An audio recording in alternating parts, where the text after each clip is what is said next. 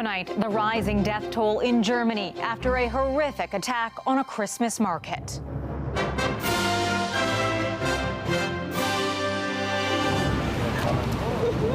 At least 5 people now dead, with hundreds injured, many fighting for their lives. People on the ground bleeding on the head. Blood was everywhere. New video of the suspect and what investigators are learning about him. What we saw this week was a prime minister and a Liberal Party and a Liberal government politically out of control. The Freeland fallout, a tumultuous week in politics, leaves Canadians wondering what's next. For her to have resigned the way she did, I mean, that would be devastating to any government. And is climate change stealing weeks of winter? We kind of feel like we've been cursed by the Grinch. Plus, some merry music videos. Yo, hey, yes. Let's kick it. The talented teachers using video and song to bring a community closer together. It was really good. Yo, man, let's get out of here.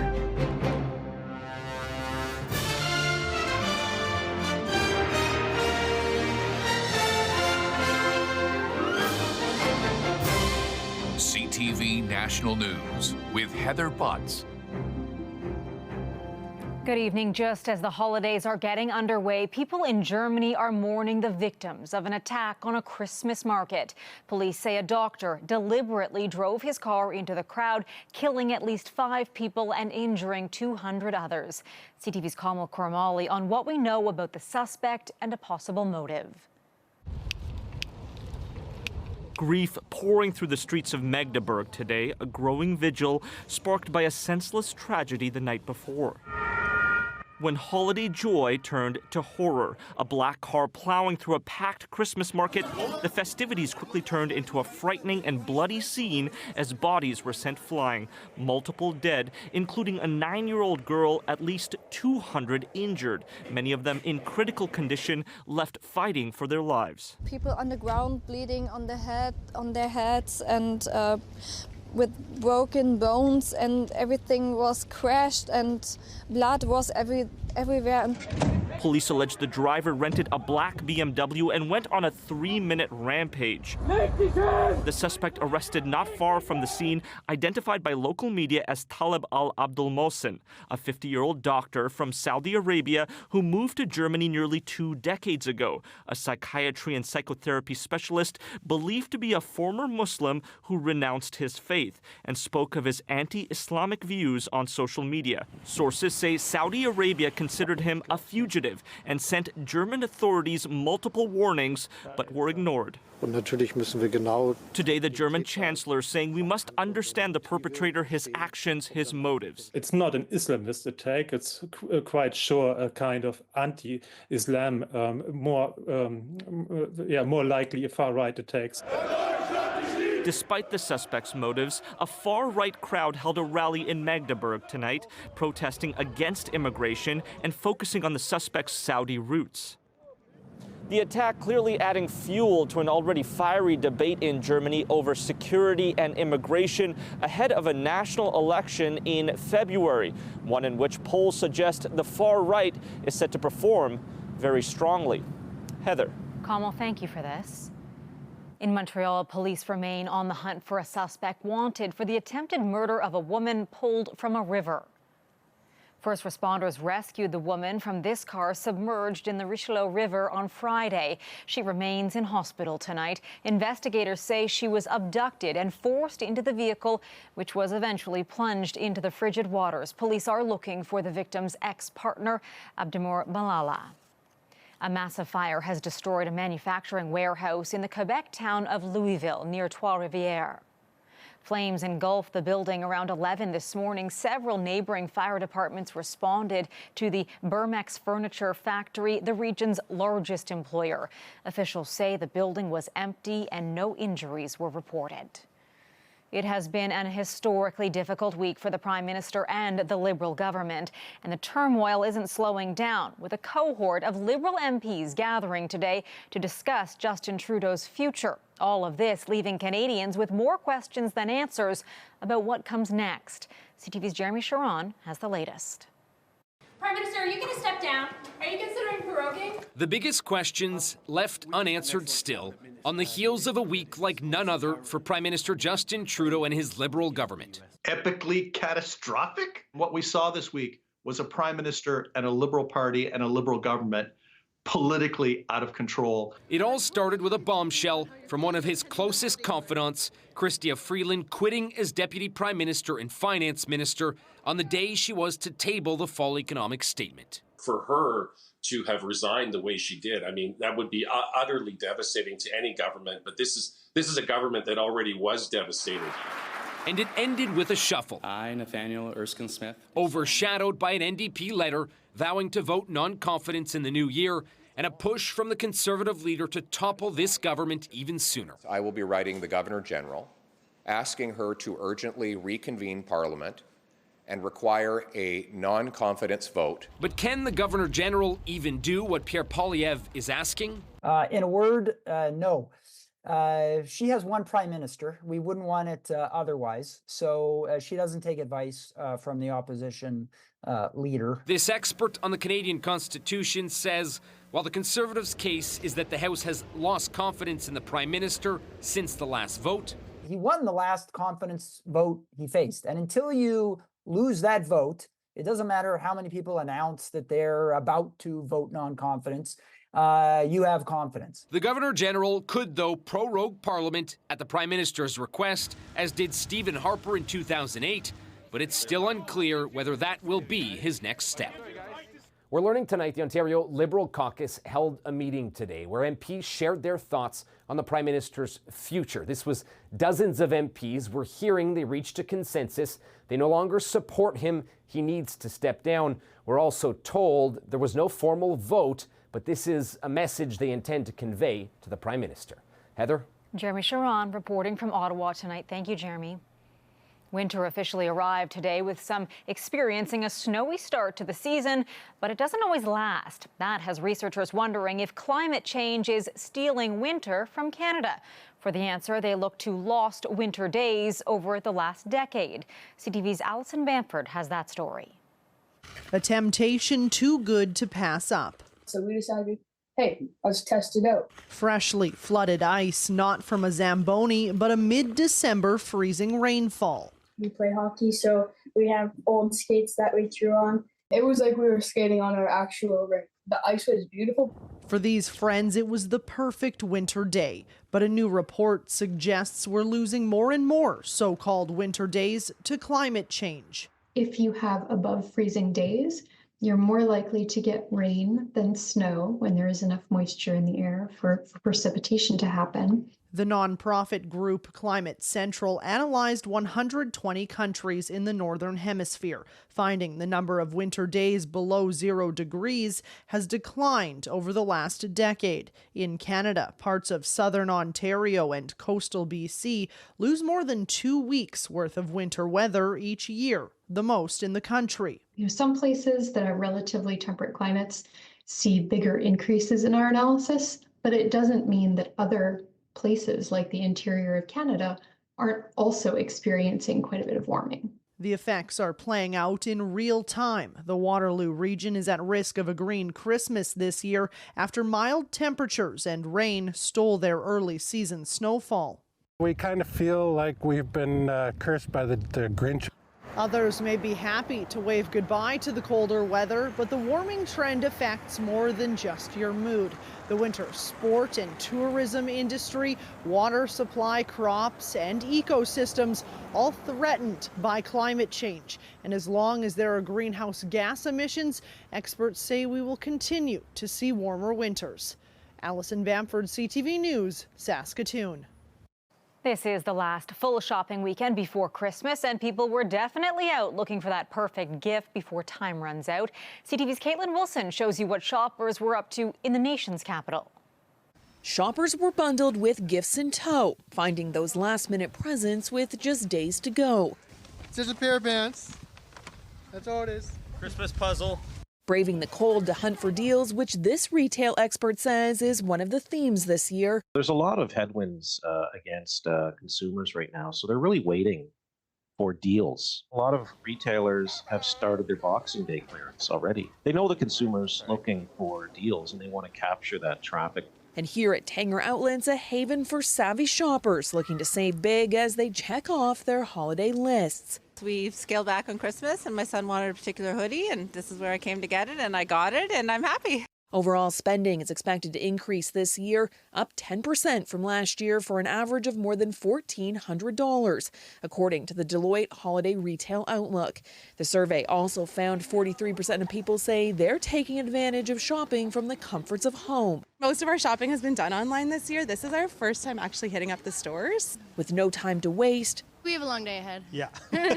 Yes. And just 4 days to go. My daughter woke me up at 7 to come out here today. Some don't consider it last-minute shopping, though. It's actually pretty early for me. Many times it's been the night before. And now that the gifts are bought, it's time to focus on holiday plans, whether it's hitting the road or staying close to home. We're just going to have like some friends over for like a family dinner and pretty much it. Nothing too big this year. Caitlin Wilson, CTV News. Canada Post says it expects a significant number of packages held up by the recent worker strike to arrive in time for Christmas. Postal workers are on the job this weekend in several cities across the country. However, customers are still being warned to expect shipping delays into the new year. Canada Post will start accepting new international mail on Monday. Some sad news tonight in the sports world. Baseball Hall of Famer and former Toronto Blue Jay Ricky Henderson has died after battling pneumonia. You are now truly a legend of your time. Congratulations. Henderson holds the record for the most bases stolen by a single person in MLB history. He earned the nickname Man of Steel. He played for a total of 9 different teams throughout his 25-year career. In 1989, he captured his first World Series with the Oakland A's, and 4 years later with the Toronto Blue Jays. He was just 65 years old. Actress Blake Lively is suing her It Ends With Us co-star, accusing him of sexual harassment. I'll have an idea of what love can be. I want to see you again. Now you see me. You know what I mean. Lively claims Justin Baldoni's behavior on set caused her severe emotional distress and created a toxic work environment. She's accusing Baldoni, who was also the film's director, of showing her pornography and other actions that created a hostile work environment. Lively also alleges that Baldoni and his team made an intentional effort to destroy her reputation. More than 30 people are dead in Brazil after a truck and bus collision on a major highway. The crash happened around 4 in the morning. That's when firefighters say a tire on the bus blew out, causing the driver to lose control. About 45 passengers were on board, and authorities say 38, including the driver, are now confirmed dead.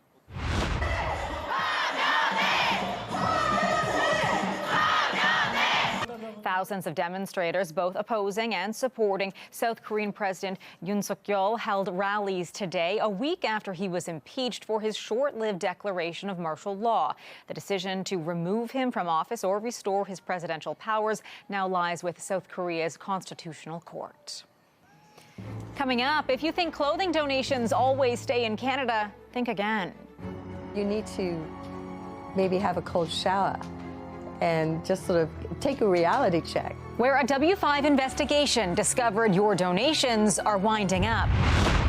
Plus, how a group of Canadian teachers is putting a new twist on holiday tunes.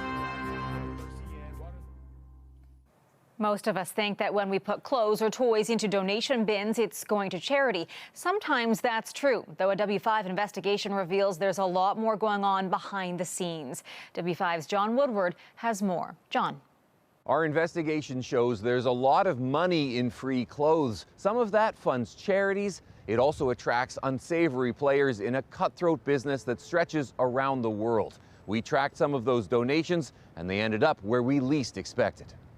The clothes we're putting in these donation bins are bait. They've been outfitted with hidden trackers that will follow their every move. Many bins say they're for charity, so we wanted to find out if that's actually true. And if not, who are the people collecting your clothes? Call the police and do what the f*** you want. Ali Harnham donates to this clothing bin in Toronto 3 times a year. A sign on the bin from the Canadian Community Support Foundation says it's a charity. Where do you hope it goes? To people that need it. Definitely to people that need it. The charity side of this is very small. Kate Bain is the managing director of Charity Intelligence, a Canadian organization that researches and grades more than 800 charities across the country. I think that I'm putting money in a clothing bin and it's going to help a homeless person. You need to maybe have a cold shower and just sort of take a reality check.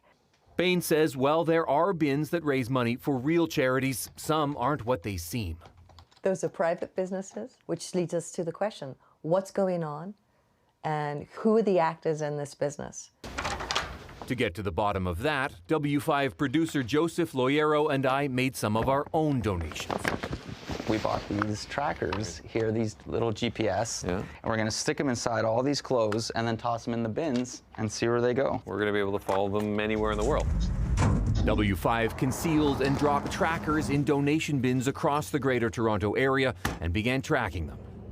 This bin says, "Make a child's dream come true, please donate today." The tracker we put inside ended up at this store, where rags from recycled clothes are sold in bulk. One of our items was tracked to this industrial yard north of Toronto. The bin was labeled as used clothing donation bin in support of local charities, but it didn't stay local. Neither did the tracker we put in this one. It went to Montreal, across the Atlantic to the Italian port town of Genoa, then down to the North African country of Tunisia. 4 trackers in total landed there, 7,400 kilometers away. At this warehouse near Sidi Bouzid, a worker said Canadian clothes are common. These clothes are from all brands and come from all over the world, including countries like Italy, France, and Canada. He was even wearing a hat with a Canadian flag. Last year alone, records from Global Affairs Canada show $181 million in used clothing was shipped overseas. Tunisian politician Mohamed Adel Al-Hantati says much of it just ends up as garbage. Most of these textiles currently end up in landfills. A significant portion of textile waste still ends up in waterways. Here in Canada, bins also raise money for legitimate charities. But remember this bin Ali Harnham donates to? A tracker we put in that is one of the ones that ended up in Africa. And records say it had its charitable status revoked in 2018. For profit, I don't think it's right. Sorry. We're donating it to give it to people that need. Harnham says the next time she donates clothes, she'll take a closer look at the bin. That's just the first part of a donation bin series that also looked at apparently sham charities and a turf war in the industry with connections to organized crime. Check it out on ctvnews.ca. Back to you. Some great investigative work, John. Thanks. Still ahead tonight. They thought, oh, maybe it's a rotten baseball. But once they picked it up, they kind of knew it was a fossil. Dusting off an ancient discovery, the surprising place this rare fossil was found. Talk about a treasure hunt. A homeowner recently stumbled on an incredible find right in his own backyard. CTV's Garrett Berry now with the piece of history he dug up. It might not look to you like it is in a good shape. I'm actually really happy with where it is right now. New York Museum curator Robert Faranek has a new addition to his workroom, a Mastodon jaw, along with teeth and a rib fragment discovered in a homeowner's backyard in New York State. There was like a white old thing, and they thought, oh, maybe it's a rotten baseball. But once they picked it up, they kind of knew it was a fossil. Impressively preserved in the topsoil, but unfortunately for the homeowner, underneath some nice decorative grass. Fortunately, it came out today and not 9,000 years ago when an animal could have come and crushed it and things like that. These giants roamed the earth as recently as 12,000 years ago, a bit shorter than an elephant, but heavy set. Researchers believe these fragments belong to an adult male. New York State is a hotspot for these fossils. About 160 have been found so far. These fragments will soon go in for carbon dating to better pinpoint their age range. Then they'll be put on display in the New York State Museum. Mastodons walked the Earth at a very interesting time, the end of the last ice age, something scientists are awfully interested in. If I study those animals, that's like a natural experiment for global warming. How did these animals react to climate change that was going on? And can we learn something from these animals that I can use to understand better about what's going on today? It's a link to the past that will hopefully yield answers for tomorrow. These bones will go on display in the new year. Gary Perry, CTV News. Still ahead, teachers showcase their talents. Nice, baby. From the classroom to the screen, how one BC school is connecting to the community. That means stop and listen. B&B is back with a Christmas tradition. Teachers, don't take the jobs lightly. Kids are out of school now for the winter break, and some students in BC received a very special send-off from their teachers. CTV's Adam Sawatsky takes you through their very merry music video. Although his classroom is filled with students now, Jeff Bordell will never forget how empty it once was. The pandemic was a lonely time. It was a weird time. Fellow teacher Brittany Bordell also missed connecting with the school community, so they decided to produce a virtual talent show. And instead of the usual 15 participants, they showcased 150. I think that was just like, oh, this really reaches a lot of kids that we wouldn't normally reach. So after the pandemic, the duo started using video to connect with kids, from posting fun online interviews. Who's the nicest person you know? My mommy. To producing a whole movie inspired by The Office called The School. We were like, oh, that's actually a lot of fun. And the kids love it. And the parents really like it too. So Brittany and Jeff started writing seasonal lyrics inspired by a Run DMC song and cast staff in the music video for the Christmas concert. Hoping for snow on snow day, yo. That they were so excited to see their teachers acting silly. It was December at Alberni and the school was insane. So the next year, they produced another 80s inspired rap video. Before this year, it's a trilogy. reimagining one of the biggest hits of the 90s. Naughty or nice, baby. The concept was that some teachers are on the naughty list, some teachers are on the nice list. Manad Mo never cleans staff room dishes, enrages Hillman, torments fishes. Brittany and Jeff wrote the self-deprecating lyrics in August and recorded the song in November before capturing their colleagues on camera before and after school and spending 50 hours editing it all together on weekends. And so we have a lot of fun with it. And because it's fun, it doesn't seem like a big job. And while they appreciate not receiving coal from the critics, It was really good. I liked all the dance moves they did. It's just fun seeing them laughing and stuff. the greatest gift for Brittany and Jeff, after earning tens of thousands of views online, is seeing how the school community can connect with the wider one. That's the goal, always to make everybody feel like part of the team. Adam Sawatsky, CTV News, Port Alberni. Yo, man, let's get out of here. Some very caring and talented teachers. For all of us at CTV, thank you for watching. I'm Heather Butts. Good night, and I'll see you again tomorrow.